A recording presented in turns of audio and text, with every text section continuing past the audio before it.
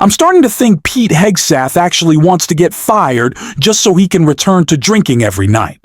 I mean, I'm joking. But honestly, at this point, maybe I'm not. The only flaw in that theory is that Hegseth has probably been drinking throughout his entire tenure anyway, considering his time as Secretary of Defense has been one scandal after another, one screw-up after another, and leak after leak. But this time, Pete Hegseth stirred up chaos not with a leak, but with a directed mission and a wild attack on Stephen Miller, delivered straight to Miller's wife. It was a full-blown meltdown, and we're going to break it all down.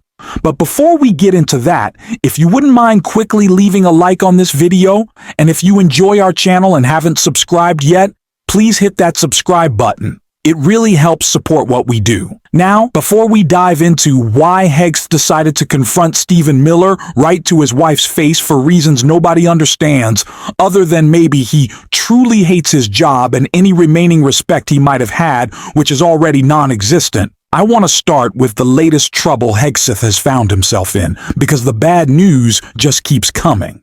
And it's looking pretty rough for Pete Hegseth. Well, at least that's what it feels like this week, but hey, it's only Wednesday. On Monday, Hegseth, with the help of White House Press Secretary Caroline Leavitt, attempted to throw Admiral Frank Bradley under the bus, saying he's the individual responsible for the highly controversial double-tap boat strikes in the Caribbean on September 2nd, which lawmakers on both sides of the aisle and lawyers and experts believe may have constituted a war crime. Yesterday, Pete Hegseth at Donald Trump's cabinet meeting seemed to endeavor to further embarrass himself, with Hegseth claiming, hey, I wasn't even in the room for that second boat strike, which was not exactly the impression he left with his former colleagues at Fox News when he went on their airwaves the day after the strike took place. That was definitely not artificial intelligence. I watched it live. We knew exactly who was in that boat. We knew exactly what they were doing, and we knew exactly who they represented. And that was Tren de Aragua, a narco-terrorist organization designated by the United States, trying to poison our country with illicit drugs. Brings us to today, almost a full circle moment for Pete Hegseth and the Trump White House. The initial massive scandal, which embarrassed the country and Donald Trump and his national security team, Signalgate. It was a massive national security breach. It was made possible entirely by the sloppy and haphazard nature of Donald Trump's national security team when they shared national security information, including war plans. And then former National Security Advisor Michael Waltz accidentally added Jeffrey Goldberg, a journalist from The Atlantic, to that group chat on Signal. A damning new report is being released from the Pentagon's Inspector General. That is the top watchdog at the building that Hegseth is in charge of running. That report says that Pete Hegseth shared information in that Signal chat, information that put mission operations and servicemen and women at risk about a pending military operation in Yemen that took place in March of this year. The Defense Department's Inspector General finds that while the mission ultimately was not jeopardized, Pete Hegseth violated his department's own policies when he used Signal, a commercial messaging app that is not approved for sharing classified information. The Inspector General's report, scheduled to be published on Thursday, was described to The Atlantic by numerous U.S. officials familiar with its findings. Now, while that controversy ultimately led to Michael Waltz being removed from his position as Donald Trump's first national security advisor, Pete Hegseth and the White House have maintained that he did nothing wrong. The Pentagon's chief spokesperson today called the Inspector General report a total exoneration of Hegseth. It's important to remember that if anybody did this who was not named Pete Hegseth, like any of the men and women farther down the chain of command, those men and women would be thrown out of the military and almost certainly face criminal prosecution. Pete Hegseth is the most embarrassing figure in Donald Trump's administration, which is a crazy accomplishment to have considering that Pam Bandy exists, that Kash Patel exists.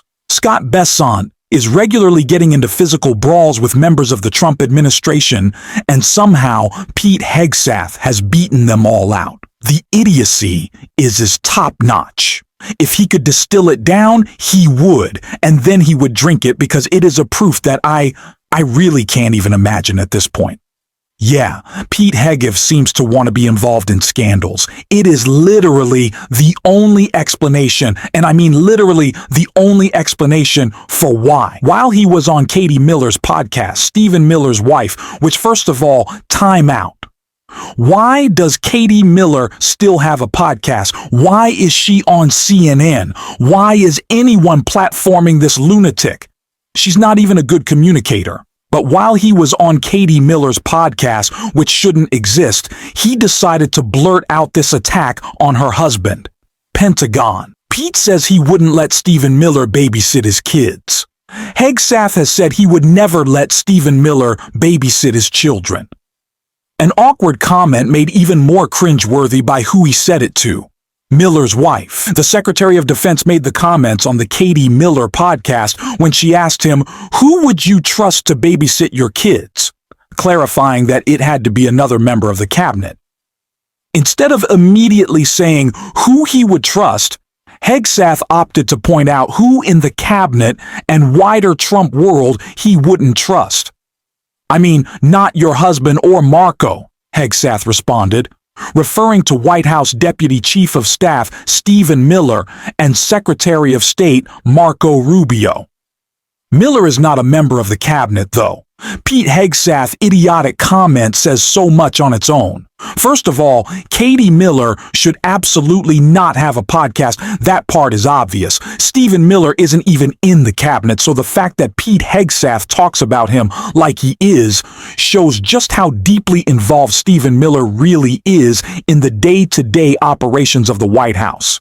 And honestly, it's hilarious that the people closest to Donald Trump, especially Stephen Miller, are the ones wrapped up in this mess about the Russia-Ukraine negotiations. Pete Hegseth has been mostly cut out of those talks and replaced by another top Pentagon official, Army Secretary Driscoll, leaving Pete completely sidelined. So for him to blurt out that he's furious with Stephen Miller and Marco Rubio for excluding him because he's such a drunk mess that even Trump doesn't want him near the negotiations tells you everything. And let's remember, Trump doesn't even care about these negotiations, despite promising the war would already be over by now. Pete's outburst at Stephen Miller is pure resentment. Why else would he say something that ridiculous? It's not funny to tell someone, "Oh, your husband sucks and would be a terrible father." That's not witty. It's pathetic. Pete Hegseth is a monumental idiot. And again, can we return to the fact that Katie Miller should not have a podcast?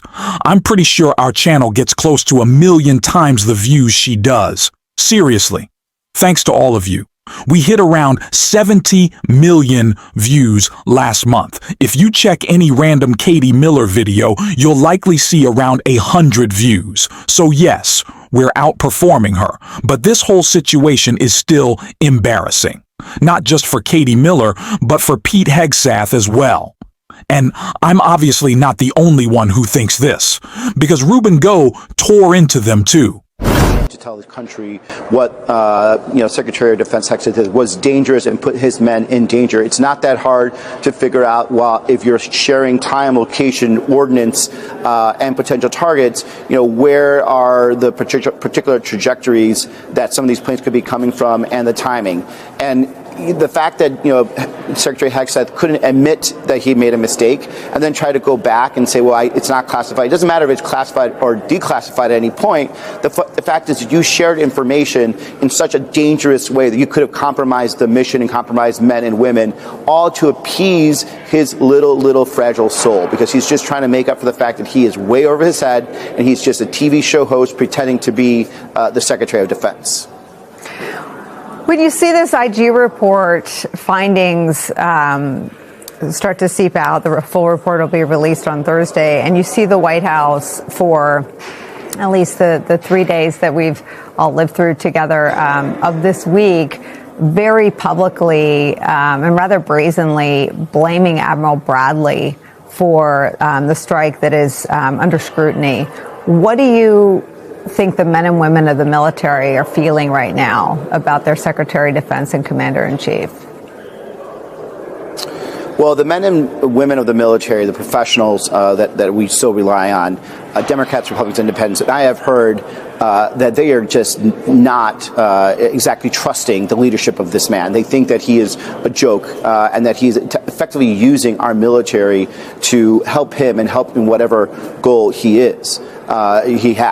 And, we were very clear, and you've seen the story change this whole week, but many of us that serve the military said what they did off the coast of Venezuela was an illegal act. You should not double tap. That's what we call in the military. People that are no longer in combat, no longer eluding, and the fact that he first bragged about it but then backed off from it and now throwing someone else on the bus shows you that this man is not ready for the job. He's not ready to be Secretary of Defense, and he is potentially putting our national defense at danger. Listen, this admiral has a lot more experience in combat than I had. It's an infantryman with the Marines in Iraq. We saw a lot of combat, but this guy knows and has seen a lot more. And he's faced this same scenario, I bet, just as often as I have in a personal capacity. It is tough. It is tough to be in combat and then have to render aid to the terrorists that were just trying to kill you. But we did it in Iraq. And whatever happened, whatever these men and women that were in these boats, whether they were narcos, whether they were cartels, or whether they were fishermen. How can anyone not be embarrassed by this guy? I definitely am.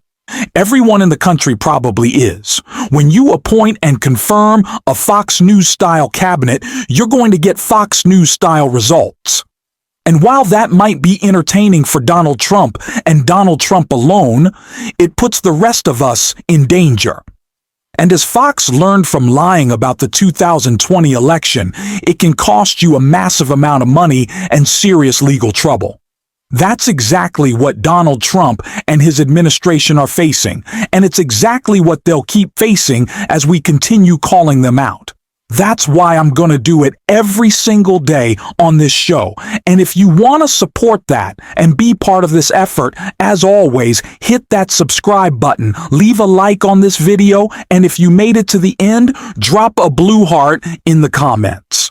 And until next time, I will see you soon.